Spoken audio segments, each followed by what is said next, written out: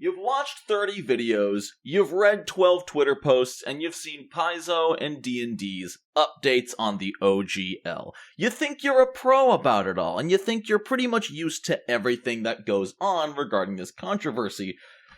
But then you realize that there's a single acronym that has popped up just a little bit, just here and there, between videos, usually at least once per video.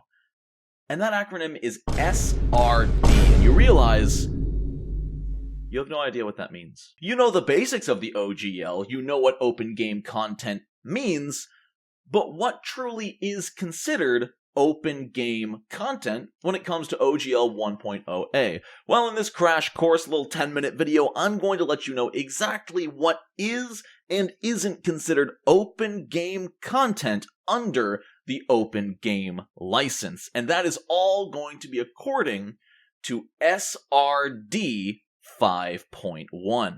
That is the System Reference Document 5.1. This is a 400-page document containing most of the mechanical rules of D&D 5th edition. There's actually also an SRD 3.5 document, which is the same for D&D 3rd edition. When people talk about the OGL, they reference it as the licensed right to use open content from the System Reference Document. So, the System Reference Document is available for anyone to view right now. If you want to read it along with this video, or later read it on the toilet or something, there is a link at the top of the description to the SRD that I'm going to be covering today. This is just the 5th edition one. Again, there is another one for 3.5, which follows the same rules. But first, I am legally obligated to tell you that you can get 20% off your order of G Fuel Energy by using code NONAT at checkout. Honestly, I've given up trying to make these super funny. I just like being honest with y'all. G Fuel is my lifeblood. I use G Fuel every morning. It has completely replaced coffee for me. I've got 4 different flavors available to me every morning, and I still only use the one that tastes like sweet tarts. And recently, I've broken the code. I have broken G Fuel because now instead of just adding water, I crack open a seltzer water and pour that in. Oh, it's everything I need. It's the powdered G Fuel with the seltzer, the carbonation of a can without needing the can. I've broken the matrix. I've escaped. It's over. I'm out. And it tastes delicious. Anyway, NONAT at checkout, 20% off your order. Cool. So, if you look at page 1 of the SRD 5.1 System Reference Document, you can instantly see right in front of you what is and isn't considered open game content. It was actually really, really simple once I read it. Look at the bottom left corner of this page, and you will see this text. All of the rest of the SRD 5 is open game content as described in Section 1D of the license. The only things in this document that are not open game is everything in the paragraph above it. You can see a full list, the name, D&D, Dungeons & Dragons, their book titles, the Monster Manual, Player's Handbook, some of their proper nouns like Mind Flayers, Red Wizard of Thay. All of those are not open game.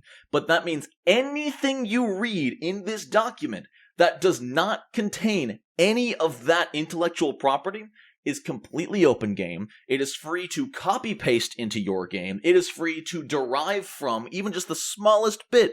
If we scroll down, we can see that, cool. The text says ability score increase. Every race increases 1 or more of a character's ability scores. Well, let's say you make your own system and you change the term ability scores to ability ranking. You just change the word scores to ranking. And so you suddenly change this phrase to ability ranking increase. Every race increases 1 or more of a character's ability rankings.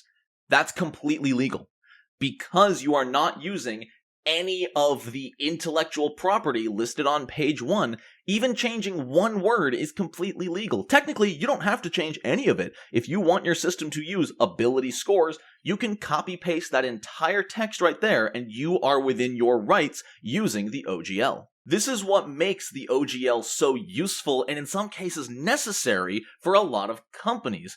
Because of the nature of open gaming content, The ability to copy-paste from a system reference document saves so much time. In Paizo's recent post, they went on record saying when they needed to launch Pathfinder 1st Edition, the reason it's so similar to D&D 3.5 is because they had a limited amount of time to make it happen. So what did they do?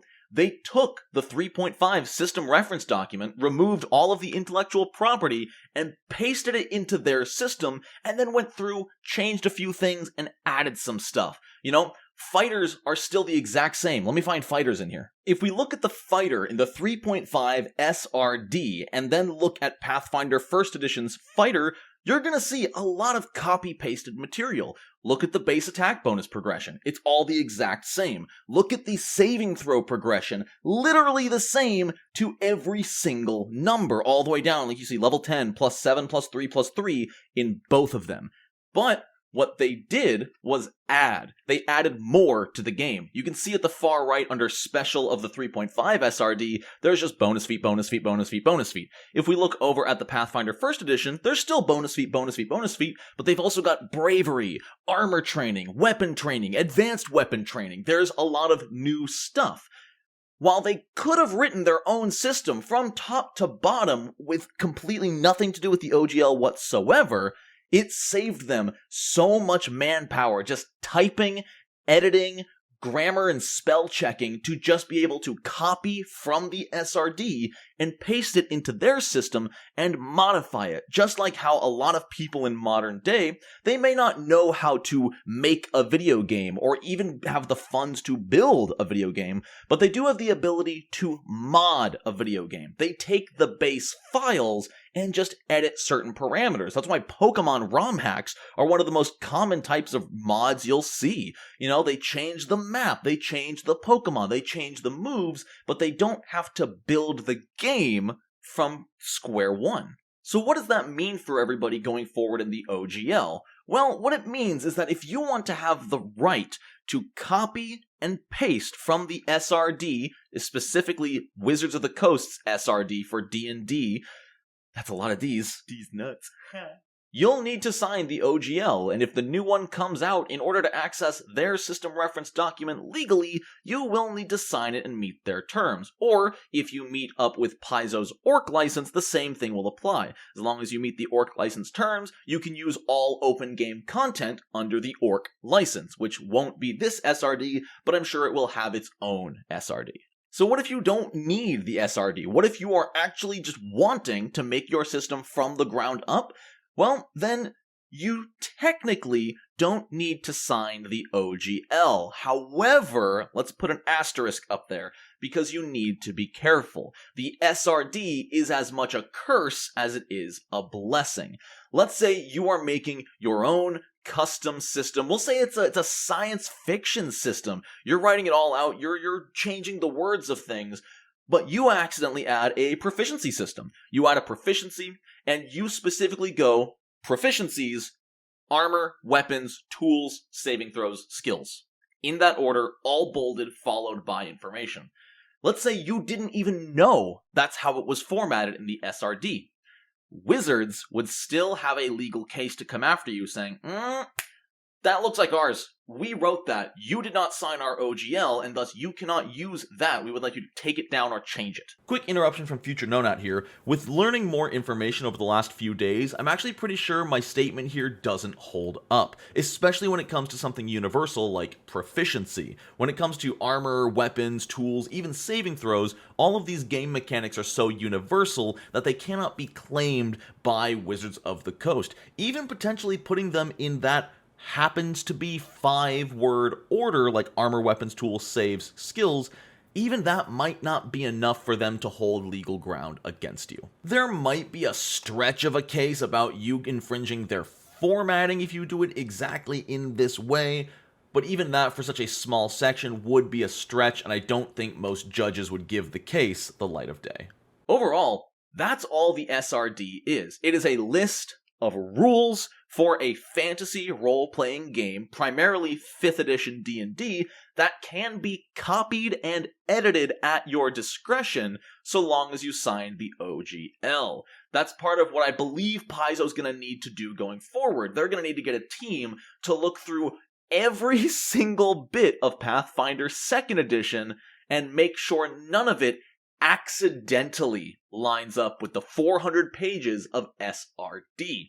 I don't think they'll have to do much. They've openly said they did not use the SRD when constructing Pathfinder 2nd Edition. Again, in their update about the Orc license, they claimed they built PF2 from the ground up, but you still never know when you're going to accidentally write something in the same format that Wizards of the Coast did 20 years ago. Or, in this case, 5 years ago. But there you have it. Now you know exactly what the SRD is, how it works, what it can be used for, and how it can be used against you. Also, I need to answer a burning question that has been asked so many times.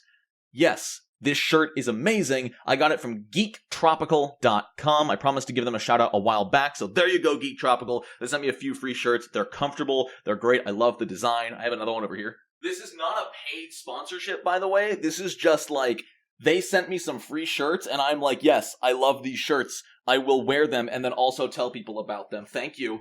So yeah, GeekTropical.com. Fantastic clothing. Love it. That's my outro. Play me off, Johnny!